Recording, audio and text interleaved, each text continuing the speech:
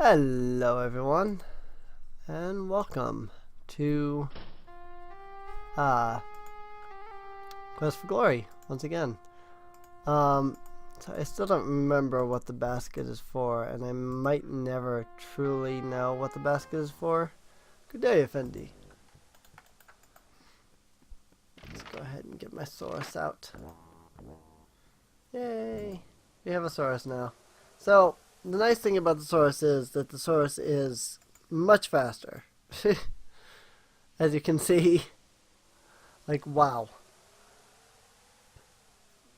It is a lot faster. So, having the Saurus does allow me to get around a lot easier. Oh shoot. Hang on. Serene Scorp, because it's a scorpion.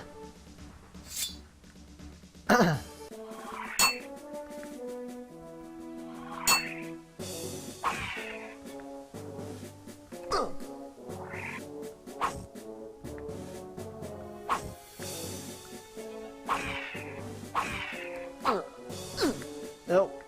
Okay. Didn't know I could do that. This actually might be a lot easier than the last time we fought the scorpion, just because of the fact that the game difficulty has been lowered. So, there's that. Got backing it up here. Oh my god. Don't do that.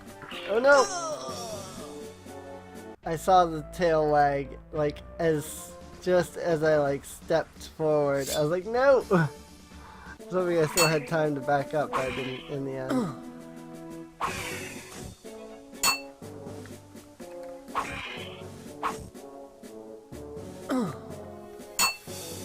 It's a little difficult to see its, side claws and stuff. Oh my god. It's not really an enemy that you can parry at all. I don't think, anyway. That's alright. I'm getting it. We're getting it. Just keep on swinging at it. Kill it. Ah, freaking jeez. Hey, at least we're getting some weapon use skill. That's for sure. Nice. Hit after hit here. It's not blocking. Crap. Now it is. Nice! Nice! That auto dodge. What a waste. No treasure. Oh, I didn't talk to the Apothecary about that yet. So I don't get that. That's unfortunate. I have to talk to the Apothecary about his potions. And the Apothecary will be like, oh, I could definitely use some scorpion tail and ghoul's claws. And then you can get them. So. Alright, well, let's drop this Saurus off here real fast. That was kind of a waste. Ashtray of Shapeir. Aiding the head of the Sultan. So let's head all the way up through the streets. The thing that made the streets so bad in the original were that they were just black alleyways. Like, they didn't look like you were anywhere particular or anything. It looked bad. I'm Harikatar, which in your language means fire druggist. I was well named.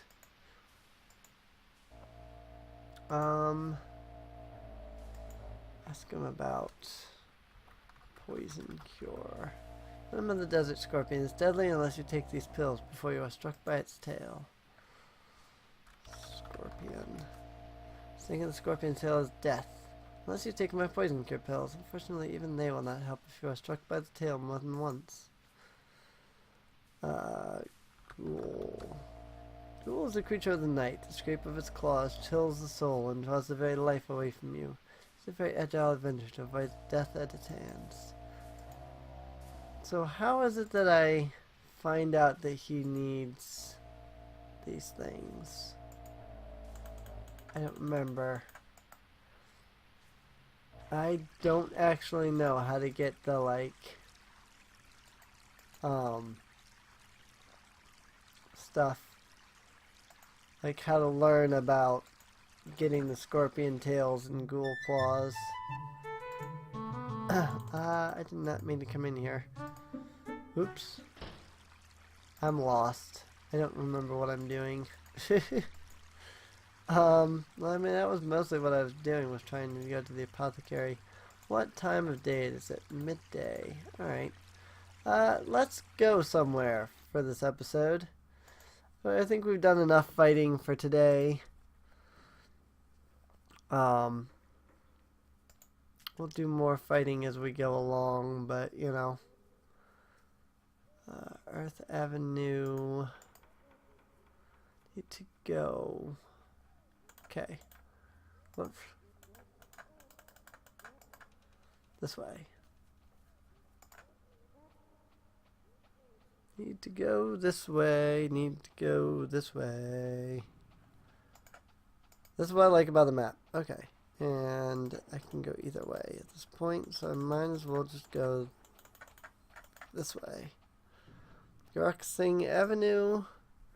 And make my way all the way around. I literally need to go all the way around.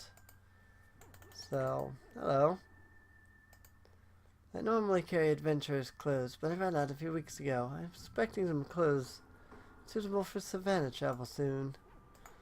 My name is Kalima. Say hello, say goodbye. Not where I need to go. I literally need to keep going. I was expecting some very fine armor within the coming weeks. If it pleases you, I can offer you a discount on kung fu dresses, duck helmets, and tiger suits. My name is Neko. LOLs! It's a cat named Neko. Wow. I sell bottles of sunscreen for tourists who are not prepared for the desert heat. My name is Lyra. Say hello, say goodbye. So these are just random merchants that don't actually do anything, but they add an extra element to the game actually. Here we go. Lady Street. Here we go. Knock on the door. Politely knock on the door. Who is it that seeks to enter? William Denham. Was it? Who is it that sent you here? Rakesh. Perhaps you should learn more about who sent you before you seek me. I do not see strangers who come unbidden. Oh, frick. Because Rakesh didn't actually send me. I know the answer to Rakesh and not necessarily any of the others. You get no response. Really? Wow. I guess it doesn't reset when I do that. Well, so much for doing that. I can't do that right. Can't do that right now. So now where do I go? I know there's a lot of other secrets throughout here, but I don't remember where a lot of them are. I guess we could just wander the streets for a while. That's the thing about this place. Unlike Quest for Glory 1, which did have a decent amount of things to see and explore and stuff, until you... Like, this game can be very slow. This is not the best Quest for Glory game at all. It really is not. It's a good game, but it's not the best at all. It's nowhere even near to the best. Much like the other streets of Shapeir. As it reads, misfortune will arise when the dinar hits the fountain. Message reads, those who turn onto the dark, starry path will face great peril.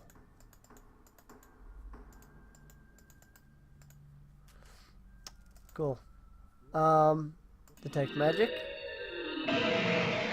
Or yes. Open.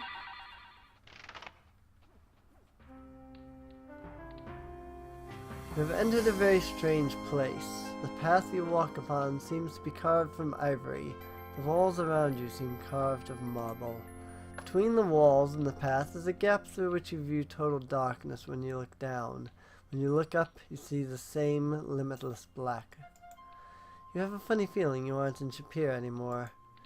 You have been walking through halls hung with the portraits of many wizards. At last you come to some pictures that you recognize. Indeed, you hear several voices. Who are you that enters the lofty portals of the Wizards' Institute of Technocery? William Denham. Why have you sought to enter into the Wizards' Institute of Technocery? To become a great wizard. Not accept intruders in our tower. Oops! I guess I answered that one wrong. Let's try this again. And it's just to become a wizard? Maybe? I have you sought to enter to become a wizard. Who do you call upon to be your sponsor and mentor in these hallowed halls of the Wizards Institute of Technocery? This one. Impertinence! Is it ignorance or folly behind that decision? Are you aware of who you are requesting to train you? The one you are referring to has been exiled from the Wizards Institute of Technocery and will not be able to train you here. Do you abide with your decision? No. Quickly shake your head no. The voice's reaction was a bit too hostile for comfort. You must choose another sponsor. So, this one is somebody that we'll see in a later Quest for Glory game. But, yeah. How about this one? Adavis, Wizard of the Southern Sands, Enchanter of the Elements. Do you accept William Denham to be your initiate into the Wizards Institute of Technocery? You hear a man's voice, deep and sonorous. So, a want-to-be wizard seeks me for a master. I'm not interested in half-trained novices. However, should you actually become a wizard, you might be of use to me. There's much I can teach you. Until that time, find someone else to paper train you. You must choose another sponsor. Aziza, Enchantress of Shapeir, Wizard of Water. Do you accept William Denham to be your initiate into the Wizards Institute of Technocery? I cannot pass judgment upon the candidate until I have worked with him for some months. I am unwilling to have someone I do not know well as my initiate. You must choose another sponsor. If anybody played Quest for Glory 1, or watched my playthrough of that, you'll recognize this person. Zara Soshina, Wizard of the Eastern Woods, Emissary of the Fairy Folk. Do you accept William Denham to be your initiate into the Wizards Institute of Technocery? Outside of the few spells I gave him, I have no knowledge of his skills or abilities. I will not accept responsibility for him. You must choose another sponsor. Houdini, Prestidigitator Paramount of Faraway Lands, Master of Escape. Do you accept William Denham to be your initiate into the Wizards Institute of Technocery? You hear a man's distant voice, apparently under great stress. I'm a bit tired up. Just a moment. The name escapes me. Now you really must excuse me. Me. You must choose another sponsor. Trias Magister Merlin Ambrosius, Wizard of the Isle of Grimary. Do you accept William Denham to be your initiate into the Wizards Institute of Technocery? Have we met before? No, I don't believe so. Sorry. We choose another sponsor. To our regret, she has not answered our summons for many years. We must choose another sponsor. And we've come full circle. We've done everybody except for this one middle wizard here. And for those of you who watched my Quest for Glory 4, Quest for Glory 1 playthrough, you'll know who this is. There's a moment of silence. Do you actually request such a whimsical wizard to be your sponsor? It was a choice he made. Do you know what Erasmus is like? Do we have to endure his sense of levity? It was the initiate's decision. Let him abide with it. Very well. Magister Erasmus of Zauberberg, Archmage Extraordinaire, do you accept William Denham to be your initiate into the Wizard's Institute of Technocery? You hear the familiar voice of Erasmus. Let me see, William Denham. Ah, yes, the young hero who was so bright. You hear the squeaky voice of Fenris. You think anyone who laughed at one of your jokes to be intelligent? A good sense of humor is an excellent indicator of superior intellect. Yes, but the keyword is good. Erasmus, do you or do you not accept William Denham? I, Magister Erasmus of Zauberberg, do hereby accept William Denham as my initiate for wit. Wizard's Institute of Technocery. Of course. Now, hero of Spielberg, before you can be initiated into wit, the Wizard's Institute of Technocery. Wizard's Institute of Technocery, you must first prove you are magically and mentally worthy. You'll be presented with a choice of 3 objects. Using the spells at your command, you must choose the correct object, move it to the stand, and cause it to ring using only 3 spells. Choice of the first 2 spells should be self-evident, and the third is also Erasmus. Oh, alright. Well, good luck, young hero. And remember the joke about the man who grew more mellow as he grew balder. He no longer had harebrained schemes? No, he no longer learned had... I'm an old man, I can no longer speak. No, he no longer had such a hair-triggered temper. Erasmus! Very well then, young hero. Please step into the dark room. Purely a formality. Don't worry about the thing. Ouch! My forehead. I don't think I can do this, actually. Because I think I'm missing the levitate spell. You find yourself in a strange place. For some reason, you cannot move your feet, although you see nothing constraining them.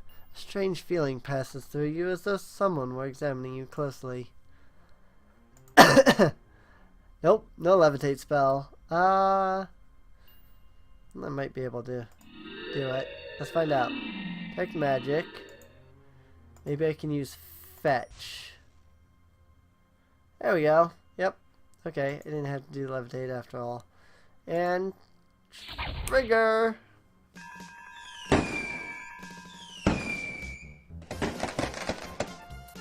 Very good, William Denham. You have shown yourself very capable in figuring out the spells needed for the pretest. However, before you can be considered a true wizard, you must pass the trial of initiation, which the Wizards of Wit will give you. I warn you, this test will take all of your wits and magical skill in order to succeed. If you succeed, you will then face... but I can say no more. Say no more. Say no more. So, hero, good luck. Promises, promises. You said you would say no more. Oh, Fenris. Good luck, William Denham. You have shown yourself to be resourceful in your use of spells under simple conditions. To become a wizard, you must prove that you are capable of using magic under time-critical and life-threatening conditions. However, we see that you do not yet have knowledge of all the spells required. Go then, and master the spells available to you. Return when you think yourself ready. Ow. Okay, so, with that, we have to do a little bit more practice. At this point, we can't complete anything else in wit, because we are not witty enough. We are not witty enough indeed. Yeah, I really think that's about all there is to explore, too. Hey, let's go talk to the astrologer and get our fortune. It's good that you returned. There's much I need to tell you. Alas, never before have I read such troubling signs as you wish guide you. As those which guide you, the future is very dark. Alright, tell me about these signs then. Darkness will lead you into a tomb. You'll walk in fire, earth, water, and air, through temptation, and at last into despair and desolation.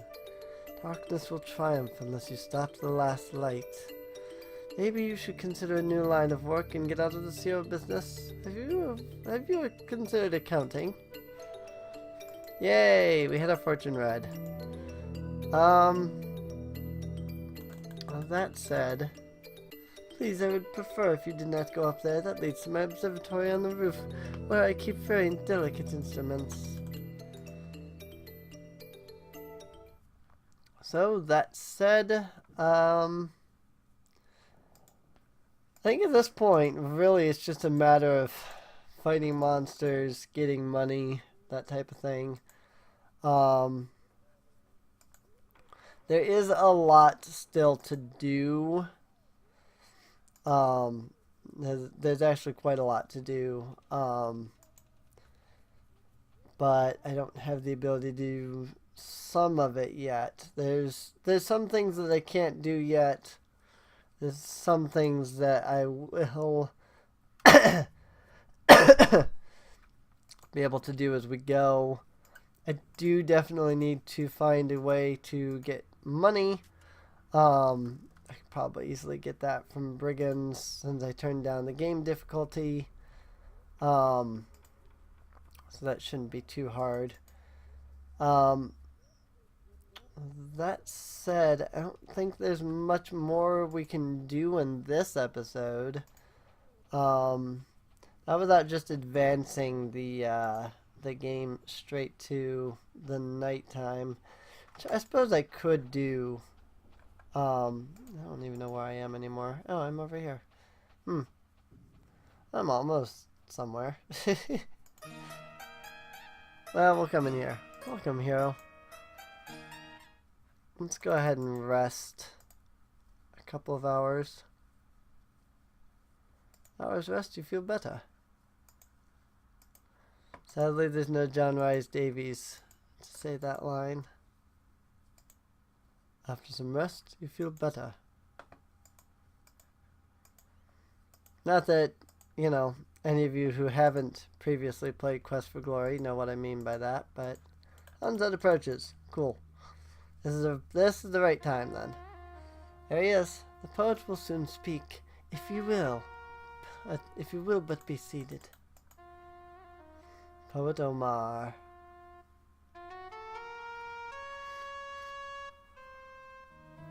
In the month of the serpent, in the year of the Jinn, a shadow passed over the Cadda's Tail Inn. Astrologers foretell that doom shall come to dwell, and Shapeir shall be but sand upon the wind.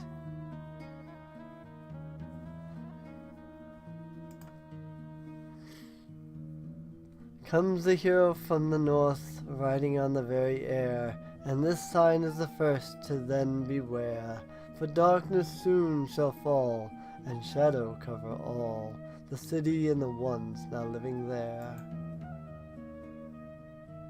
The first doom shall be fire, with which shall burn the very stone. The next is air, and rocks are overthrown. Earth shall be the third, then the final doom is heard. The water gone, the city parched like bone.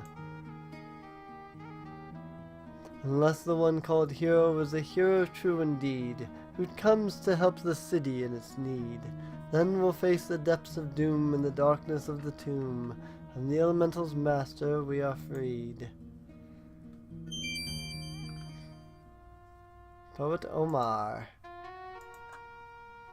So let's go ahead and walk over here. Hello, I'm the poet, teller of tales that all might hear, speaker of speeches, weaver of words for all Shapeir, giver of gossip, writer of rhymes, narrator of news. I'm called Omar, teacher of truths to all now near. The poet is the source of information and entertainment for the land. Companion conscience, ready to defend, Tell her to those that they may comprehend. A man of pride, yet sits he by my side, person I am pleased to call my friend. The poet, may his poems be praised, is most flattering in his assessment of me. I am but his follower. The poem is but words used in a different way, in which the meaning is far more than words can say.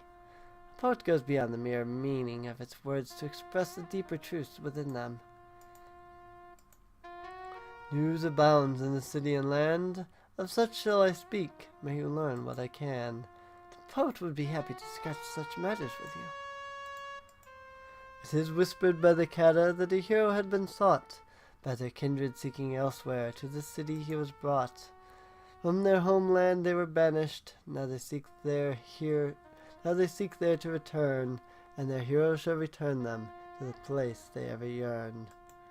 The Cadda were driven from their home in Shapeir last year. It is said that they now have a hero who shall return their home to them. From the mountains whose tips touch the stars, to the city streets filled with bazaars, to the deserts of flowing golden sand, a tapestry of art across the land. The beauty of this land must be experienced to truly appreciate it. It is said that in Shapeir there is an inn, that in all the world you will not find its twin. The food is fine, when there you come here to dine, most excellently run by Caddakin. The Cadda's Tail Inn is unexcelled in its food and entertainment. In the center of the city stands a fountain flowing free, pours the lifeblood of the living, water washing endlessly. The water of the fountain sustains everything around. When a stranger seeks to purchase in this land some things of finery or of purpose grand, from the shops of the bazaar he must first have a dinar. The money changer's purse will find his hand. The money changers exchanges coins from our distant lands to our own centimes and dinars. A wizard woman weaves the warp of spells, by which is watched what incidents befell. Aziza seeks the present and the past, perceives what it is, and thus shall be, foretells. The enchantress Aziza uses her magic to see events which occur in this land. A place where the adventurer may pause and practice for a while, or choose a cause. No matter where he travels, there he knows, he will find the guild hall waiting where he goes. The adventurer's guild hall is on the west side of the Plaza of the Fighters. Through the door at the end of the Terrace of Stars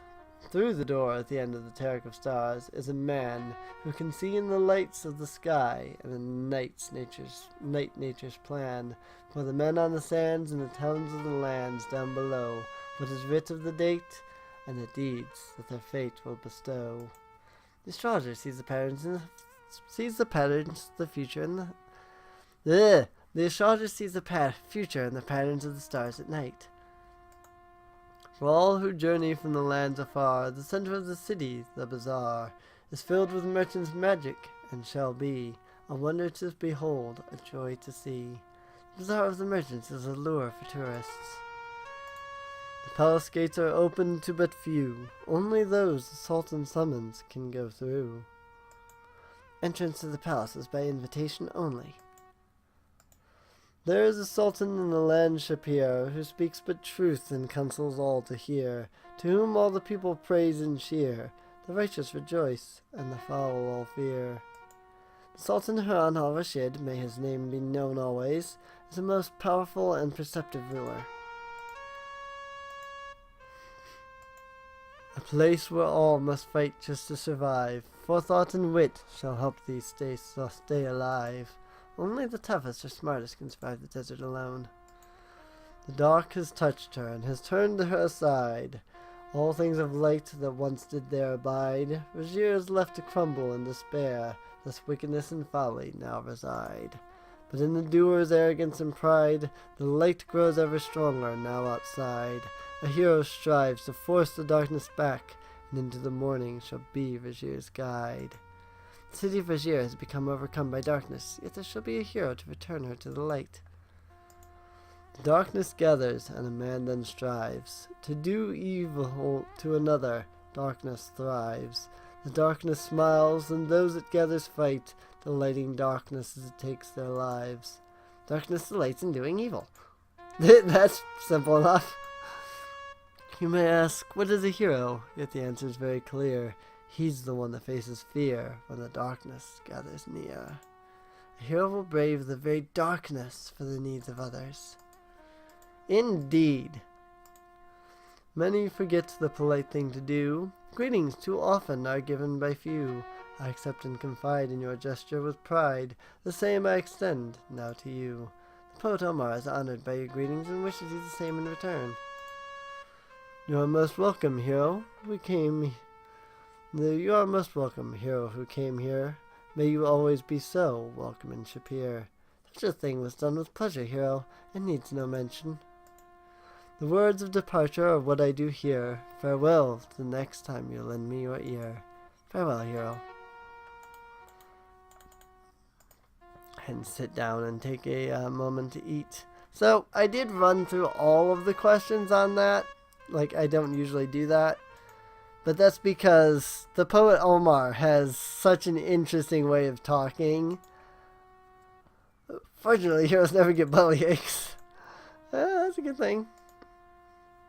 So I really wanted to show off all of those. So, alright, well, I think this is a good spot to end the episode off at. It's been much longer than I thought it would be. I figured it would only take about 25 minutes, but then I did all of those. Who I can much refreshed as the sun begins to rise. So with that said, I do hope that you have enjoyed. If you did, please feel free to check out the video description down below for a link to the playlist. Hero friend, a most strange fire has been seen outside the inn. Take care as you leave. And in the next episode, we'll find out what this strange fire is. So, I'll see you all next time. See you later.